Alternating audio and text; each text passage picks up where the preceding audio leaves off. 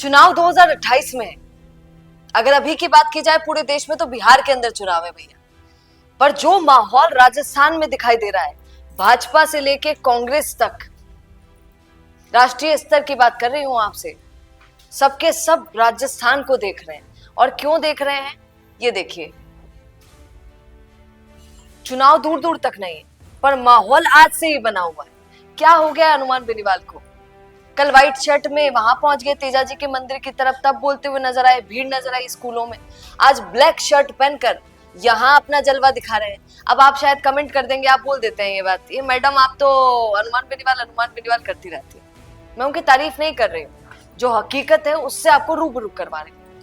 ये क्या है और इससे किसको डरना चाहिए? भाजपा को डरना चाहिए कि कांग्रेस को डरना चाहिए?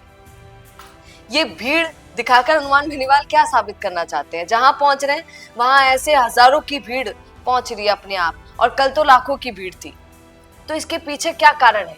क्या बड़ा कारण है? अब आपको मैं बताऊं कि यहाँ पर स्टेज पर चढ़कर, और हर स्टेज पर जा रहे हैं, हर मंच पर हर दिन जा रहे हैं, और ऐसी बात बोलकर आ रहे हैं कि दूसरे दिन ट्विटर पर वही चल रही है भैया। अब आज क्या चल रहा है?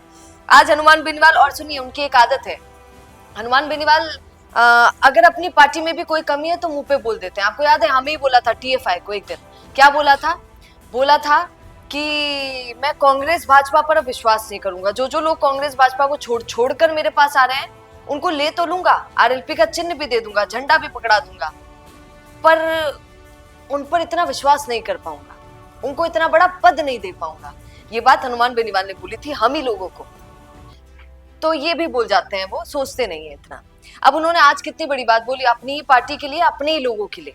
हनुमान बेनीवाल ने कहा कि लोग कैसे हैं मेरे पास, 3 महीने के अंदर अंदर एक पद प्राप्त कर लेते हैं, मतलब कि एक प्रतिष्ठा नहीं होती है, प्रशंसा, वो प्राप्त कर लेते हैं और खुद को हनुमान बेनीवाल समझ बैठते हैं। और जब खुद को हनुमान बेनीवाल समझ बैठते हैं तो भैया सवा शेर समझ बैठते हैं, और जो बाकी के लोग हैं उनका शोषण करना शुरू करते हैं। जो युवा लड़के हनुमान बेनीवाल के साथ काम करते हैं, RLP के कार्यकर्ता हैं, उनका शोषण करते हैं वो लोग खुद को हनुमान बेनीवाल। अब मुझे एक बात बहुत बड़ी याद आती है, जब वो केक कटिंग वाला कांड हुआ था यहाँ शहीद स्मारक पर, जब SI भर्ती रद्द नहीं हुआ था, तो उससे उस समय कई लोगों के पास केक लाकर कटवाया करती थी हनुमान बेनीवाल के पास। तो मुझे वो टाइम याद आता है जब हनुमान बेनीवाल गुस्सा गए थे, इतना मतलब कहते हैं कि बड़े निराश हो गए थे, और स्टेज से खड़े होकर गुस्सा कर रहे थे, बोल रहे थे कि ये क्या चल रहा है, क्या माहौल बना दिया है, सबके सब आ जाते हो, फोटो छोटो खिंचा लेते हो, अरे मैं कौन हूं ऐसा, क्यों ऐसा घेर लेते हो सबके सब। तो उन्होंने ये बात तब भी बोली थी कि लोग अपने आप को मेरे साथ फोटो खिंचा के, मेरे साथ घूम के अपने आप को हनुमान बेनीवाल समझ लेते हैं। जो मेरे साथ घूमते हैं वो लोग दूसरे ही दिन अपने आप को हनुमान बेनीवाल समझ कर बैठ जाते हैं और हीरोपंती दिखाते हैं। ये बात खुद हनुमान बेनीवाल के शब्द हैं, आप सोचिए। तो मतलब हनुमान बेनीवाल अपनी पार्टी के लोगों को भी डांटने में, फटकारने में, वो भी खुलेआम। आप देखिए आजकल तो सोशल मीडिया का जमाना है, क्या हनुमान बेनीवाल को ये पता नहीं है कि नेक्स्ट डे मेरी बोली हुई बात ट्विटर पर ट्रेंड कर जाती है? उसके बावजूद वो बोल देते हैं क्योंकि इतना सोचते नहीं, समझाते रहते हैं। तो आज बोल रहे थे, आज और हनुमान बेनीवाल ने इन दिनों ये एक और नई चीज शुरू की है। वो बोलते रहते हैं ये बात कि जाटों का एक ही नेता है, वो हूं मैं, तुम लोगों के लिए और कोई कुछ नहीं कर सकता है, कभी फंस जाओगे तो बचाएगा नहीं, एक ही बचाएगा, वो हूं मैं। अब आप कितना इसको मानते हैं? क्योंकि आजकल हनुमान बेनीवाल बोले जा रहे हैं जाट समुदाय को कि कोई तुम्हारी सुनेगा नहीं, कोई तुम्हारी समझेगा नहीं, जो तो मैं बैठ गया तो तुम्हारा मामला खत्म है, खराब है। आपको कितना सच्चाई इसमें लगता है? हनुमान बेनीवाल ने क्या कहा है कल मंच से, बड़ी बात, वो जरा सुन लीजिए। और मैं जिसको ज्यादा साथ देता हूँ, 3 महीने बाद हनुमान बेनीवाल बढ़ के हमारे दूसरे छोटे भाइयों का शोषण करना चाहता, ये मुझसे बर्दाश्त नहीं होता, और मैं भगा देता हूँ, ये अपना भी भाग जाता है। मैं क्या कर नहीं सकता, क्योंकि मेरे पास रह के मेरे हिसाब से चलना होगा, और मेरा हिसाब किताब क्या है वो आप जानते हो।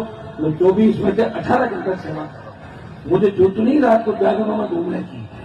मैं ट्वीट कर दूं कोई बहुत, और ये क्या दूं, मेरी तबियत सुस्त है, मानेगा राजस्थान? क्यों नहीं मानेगा? है कौन लड़ने वाला आपको, बताओ मुझे राजस्थान के। और अगर नहीं मानो बैकग्राउंड काट का जाओ अगर पार्टी, फिर वापस जाके देख लेना कौन मजबूत लड़ाका राजस्थान में। कई लोग हैं छोड़ के फिर माना कि साहब समझ के जाके आगे लुटेरे बैठे, कोई तो गरीब तो दिखता नहीं है, वो चलता नहीं है। लेकिन प्रॉब्लम तो यही है कि अपने बिजनेस को दिखाएं कैसे, पूरे इंडिया तक उसको पहुंचाएं कैसे। अगर आप भी ऐसा ही कुछ सोचते हैं तो समझिए आपकी समस्या दूर हो गई। जी हाँ, अब फैक्ट इंडिया न्यूज से आपके विज्ञापन, आपके पॉडकास्ट, आपके रियल एस्टेट प्रोजेक्ट्स, आपके बिजनेस को पूरे राजस्थान में पहुंचाने का एक बेहतरीन मौका आपको मिल रहा है, जहां पर आप 480 लाख प्लस सब्सक्राइबर्स और 10 करोड़ से ज्यादा टोटल न्यूज वाले चैनल में पहुंचा सकते हैं अपनी बात हमारे यानी फैक्ट इंडिया के साथ। अधिक जानकारी के लिए व्हाट्सएप करें।